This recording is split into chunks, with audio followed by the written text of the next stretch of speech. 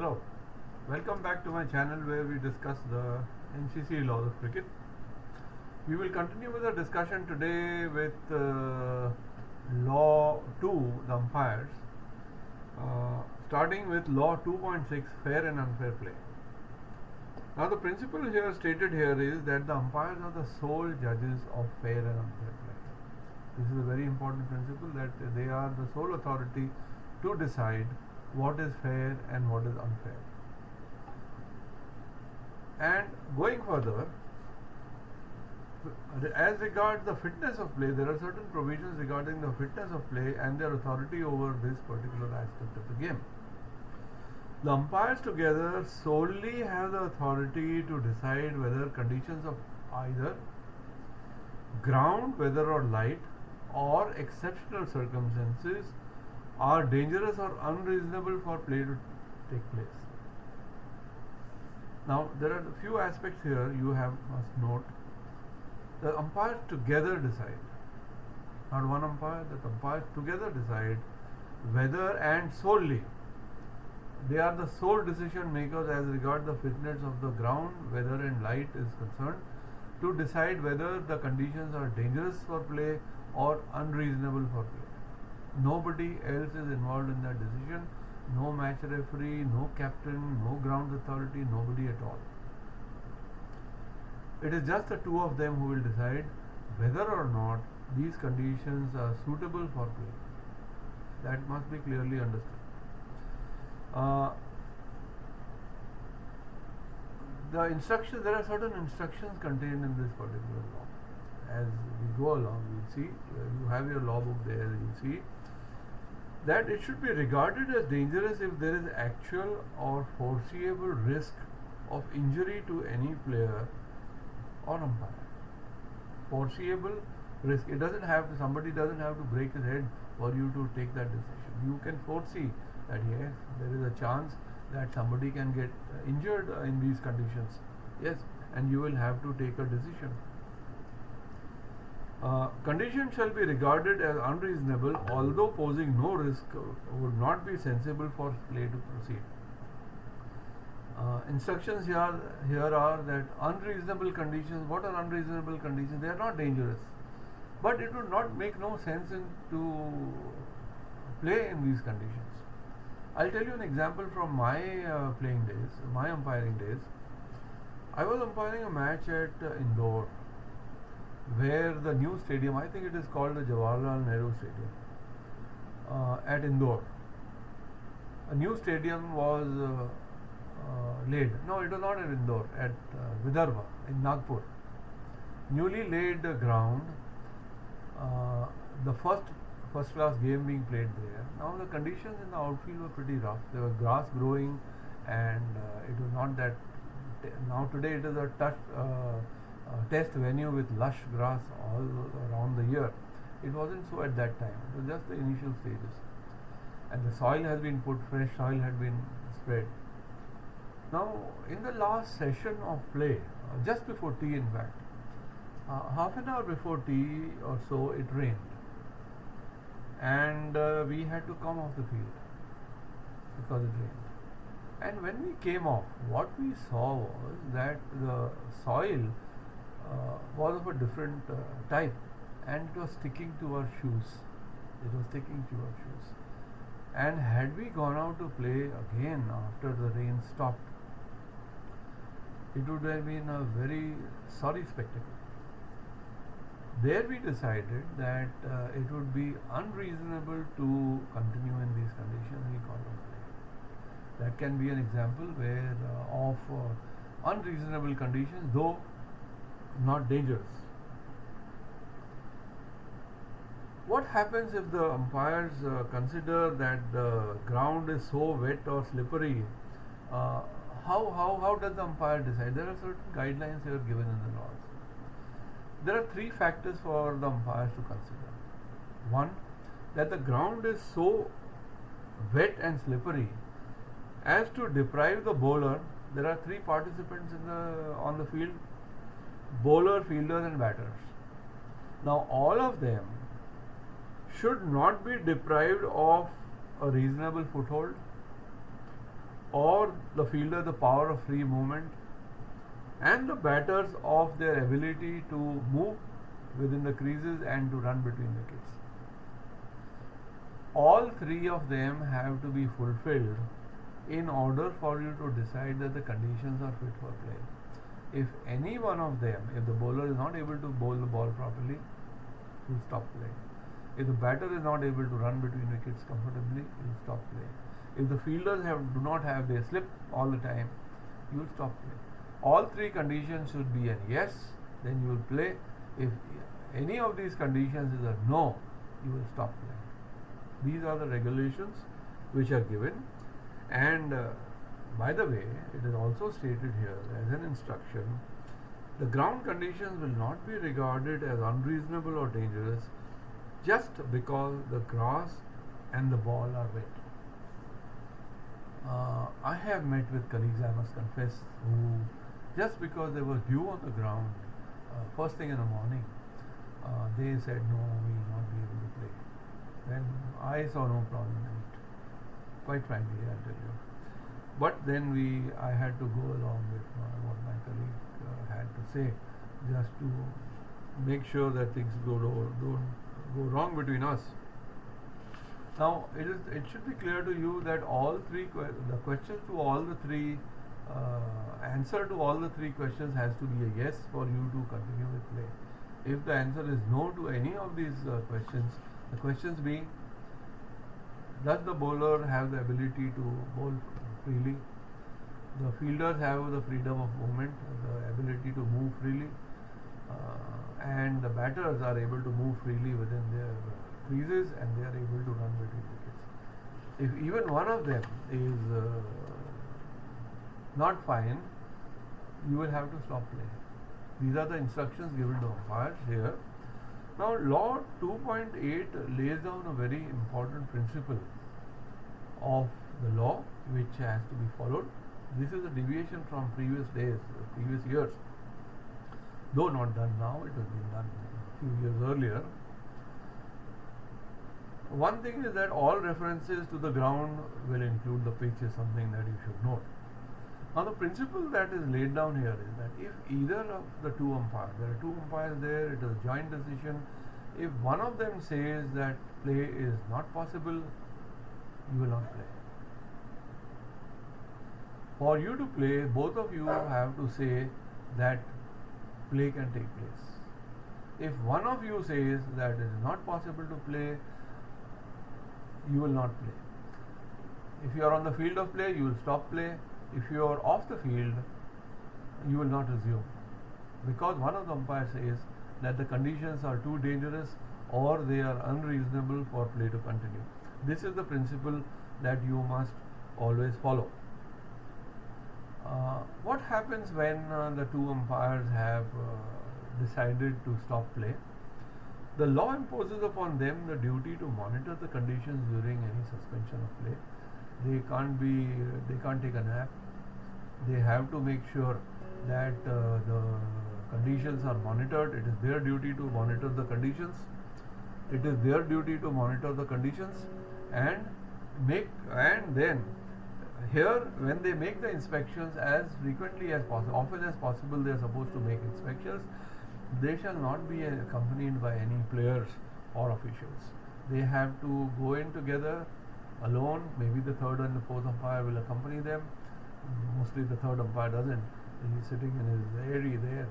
The fourth umpire accompanies them, and they will have to decide. Otherwise, what will happen is that there will be some element of interference by the two captains. They have their own concerns, and they will try to tell you directly or indirectly that they would like to play. You wouldn't want to be influenced by all of these things. Therefore, you should not allow anybody to accompany you when you go out for these inspections. And when both of you together agreed, there are two yeses for resuming the game, there have to be two yeses, then only you can play. If one of them is a no, you will not play. This is the principle of law that must be observed at all times as regards the dangerous and unreasonable conditions of ground, weather and light are concerned. You must follow them. Please understand and implement these provisions at all time. Right? Now the law 2 also goes on to tell you what is the position of the umpires on the field of play. As regards the bowler, the umpire shall stand where they can best see any act upon which their decision may be required. Generally, we all know that the bowler's umpire stands behind the wicket, and he has to adjust his position according to the needs of the bowler bowling and what he's comfortable with. Normally, it is about 8 to 10 feet from the stumps. The square leg umpire, the striker's end umpire, who as he is termed now, will normally stand at square leg. We all know that, and whenever he opts for whatever reason to stand on the other side, he has to perform a procedure. That procedure is that he will inform the batsman, the striker, his colleague, the umpire, and the captain of the fielding side that I am standing on this side. He doesn't have to give any reasons for it. Maybe the sun is low in his eyes when he is standing at square leg. Maybe he needs to observe the umpire's arm, the bowler's arm while he is bowling. He quietly goes there. Maybe he's got a fielder, a third fielder at back at square leg. Maybe he is suspicious that he is behind square. He quietly goes to the other side and observes that fielding position. There can be very reasons. Sometimes he just gets into it, okay, I'm too lazy to cross over, as umpires sometimes do, and I must plead guilty to that kind of thing. Okay, I'm not moving. And sometimes, very importantly, there is a slow bowler operating, and it might frequent changeovers by the umpire might result in delaying the over. So it is best to remain on one side and let the match continue. Do not be the cause of delaying the match. Umpire changing ends. Once each of the two sides have taken, each had a completed innings, the umpires will change ends. Don't ask me why that is so. I simply don't know. Disagreement and dispute, the principle laid down here is that umpires together shall make the final decision where there is any disagreement or dispute about any matter. Their decision will be final and binding for everybody concerned, and both of them together have to decide. There are various things that you must note down that the umpires do jointly. Right through the laws you will find that there are a lot of duties the umpires perform jointly, and it will be in any student of the game should be able to make a note which lists all these actions. Now coming to the umpire's decisions, law 2.12. The umpire's decision once made is final. This is the principle laid in the law. However, the umpire is allowed to change his decision, provided that this alteration is made promptly. Now, what is promptly is not defined, but most certainly before the concerned player has left the field of play. It cannot go beyond that, and that also is a little bit too long. Generally, an umpire who feels that he shouldn't be influenced by the actions, you've given an LBW and this fellow shows his bat and disputes it, and then you change the decision. That's not the way to do it. You yourself on your own realize that yes, I made a mistake and I want to correct it promptly, and it should be done promptly. Correcting it on your own, not under the influence of any dissent show, is important. And it is a difficult thing to do. Let me tell you, I have done it once. It is not something that I would really recommend. Most of the time, umpires, I would recommend you have decided something on the basis of what you have seen and heard. Stick to it. That is the best way forward. Changing your decisions can erode your own confidence and the respect of the players. Try and avoid it. That is why, as former test umpire Ahmed Mamsa taught us during our learning days, pause before decision is the best thing to do. Take a small pause before decision, not too long. Too long is also bad. Pause before decision, then raise your finger and then stick to it, and then stick to it. Now, in this particular law, there is also one more thing that is stated, which is of importance. This has been brought in by the third edition 2022, where it says that this changing of decision should not contradict law 20.6, dead ball not to be revoked. This principle is laid down in law 20.6, where just because an umpire when an umpire has given a decision, the ball becomes dead. His cancelling the decision does not revoke the ball becoming dead. The ball doesn't come back into play, and any action after that will not count. Let me give you an example.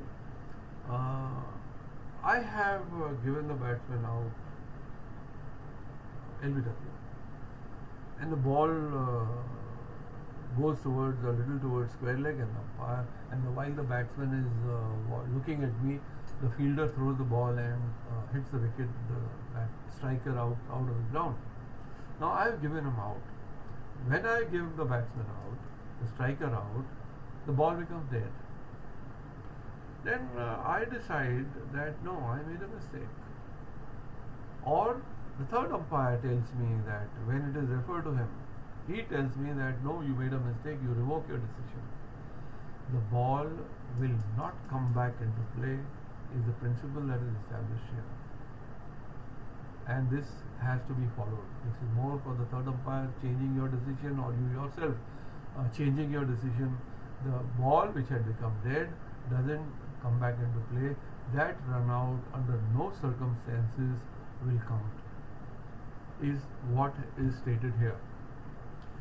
Now law 2.13 details all the signals that an umpire makes. This is divided into two parts. Signals made while the ball is in play, and importantly, these are signals like dead ball. The ball to make the ball dead, naturally the ball has to be in play. No ball is while the ball is in play. Giving the batsman out is while the ball is in play. Calling wide is while the ball is in play. And these signals are repeated later on to the scorers. This is made while the ball, a no ball signal, a white ball signal, and a dead ball signal you make while in play, but you will then repeat, you have to repeat it to the scorers. It is only the out signal which is never repeated, though it is, these are the four signals made during play. One of them is not repeated, the three of them have to be repeated. We have seen umpires doing it all the time. Call no ball during play, and put the arm down, and when the ball becomes dead, they will signal no ball, and along with that maybe by boundary or whatever the case may be. Alright, same thing with wide, and same with dead ball. Then when the agreed signals listed below will be made by the umpire when the ball is dead. There is a list of signals when the ball is dead. So they have classified this. All the signals are there. One of the things to be noted, important thing is that when signaling boundary 4, your shoulder, your arm must finish at this shoulder, so that the scorer shouldn't. If you finish there, scholars might understand that this is also a no ball, that we don't want that kind of a mistake. Now the boundary 4 signal should end here. My advice to all umpires is that keep your signaling simple and to the point. No flourishes is not required. Keep it simple. All signals have to be separately given. You can't combine the leg by and the boundary signal. Please don't do that. It is a very ugly spectacle. Please don't do that. As regards 5 penalty runs to the batting side and to the bowling side, the signals are very similar. When it is batting, the shoulder is patting, the shoulder is patted. So patting and batting, please fix it in your mind. Patting and batting is this, and if I just merely touch my opposite shoulder, signals to the scorer that the 5 runs penalty are to be awarded to the fielding side. I have seen a test umpire, an elite panel umpire of the ICC, forgetting this. It's very easy to forget. तो कभी भूल हो जाती है. There is no problem with that. Such mistakes are quite common. We have 2 new sets of signals for level 3 and level 4 offences, which we find that have been introduced. One more thing also, that short run. Short run is a signal which is done when the ball becomes dead. When the ball is dead, you observe a batter running short, you don't call a signal short run. You do not call a signal short run. If you are doing it, it's a mistake.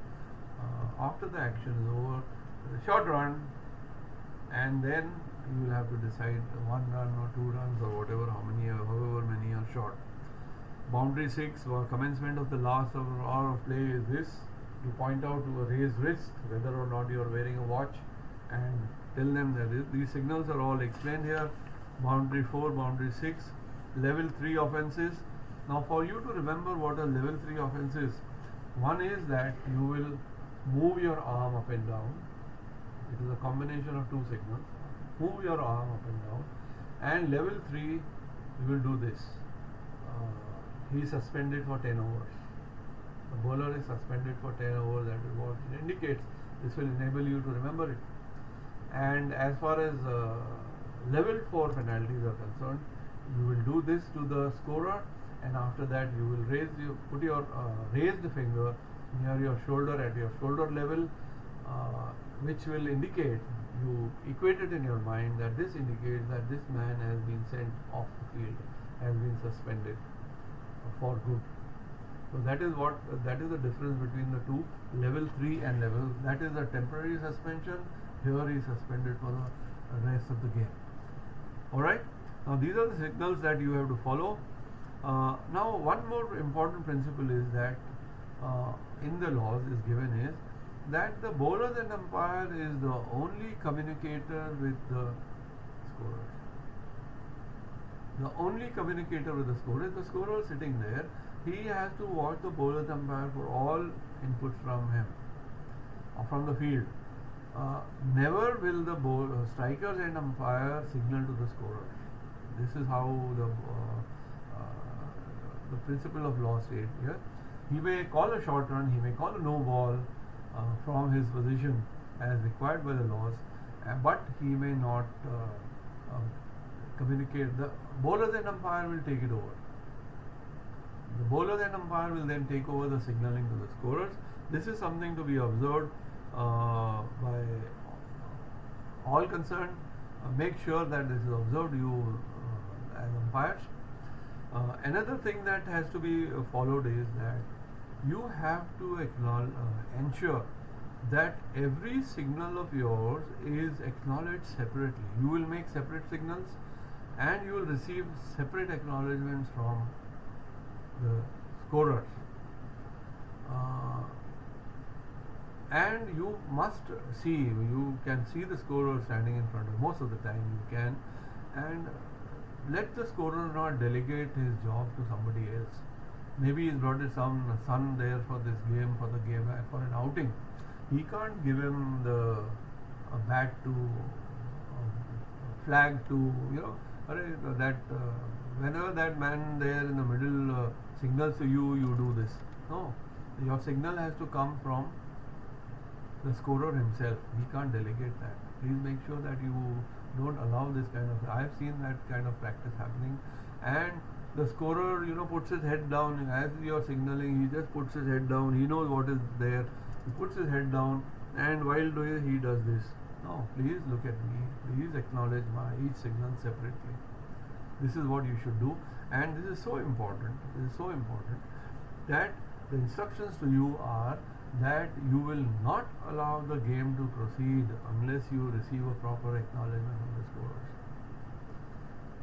This is important. Why? Because once an error takes place in the scoring, it becomes very, very difficult to resolve it, and very, very difficult to find out where the error occurred. And in order to prevent that, when we go to law 3, you will see that similar instructions are given to the scorer, that you must acknowledge the signals of the scorer. Informing of the umpires is one rule that you must understand. If there are any circumstances where any player is required to inform something to the umpires, it will be sufficient for him to inform one of the two umpires. Then it will be imperative upon this umpire who has received that information to communicate to his colleague, like a substitute going off the field of play. He tells only one umpire, and you will tell, he allows it unless there is a problem. You will consult, otherwise you will allow it and note down the reason for his going away and tell your colleague that this time so and so has gone away for this purpose. Similarly, when he comes back, I'm back, he doesn't have to tell both the umpires. I want the small roller, please. He tells one of the umpires, that is sufficient. He doesn't have to tell both the umpires. It's not something which is done jointly. Though both need to know in order to regulate. Both need to know. It is the responsibility of the umpires to ensure that there is a correctness of the scores, and instructions given here are to umpires. In every interval, you must at least check the number of runs scored, wickets that have fallen, and the number of overs scored. When you call time at the start of any interval or interruption, take a walk to the scorer's table, who is generally on the ground, unless he is somewhere far away. Take a walk to the scorer's table, talk to them about everything fine. And most scorers will, there are two scorers generally, and they will call out the score to each other, and mistakes don't happen generally. But this is an instruction that umpires are given. Do this minimum check at every interval. And if you cannot read the scorers, tell them that at least both of you agree and send us a note telling us that. Now similar instructions, now we might as well look at law 3 here. This finishes law 2. We might as well look at law 3 here, that where there are two scorers are appointed and similar instructions are given to them about the acknowledgement of signals and correctness of the score. They shall agree with the umpires about the runs scored, the wickets fallen, and the overs bowled at each interval, and they shall accept all instructions and signals given to them by the umpires and immediately acknowledge each separate signal. So if both of them work in tandem and according to the instructions, the chances of making a mistake in the scoring is reduced. And believe me, if later on a mistake is discovered in the scoring, it can be a hell of a job for you to find out. The scorers and the umpires will have to break their heads to find out where the mistake has occurred, what exactly has happened, and what happens after the mistake has been discovered in scoring. We will be discussing in another law altogether. Now this brings us to the end of law 2, and we have also discussed law 3 here. In the next episode we will be discussing law 4, the ball. Please read up the laws, read up the blue book, and have the blue book ready with you when you click on the next episode.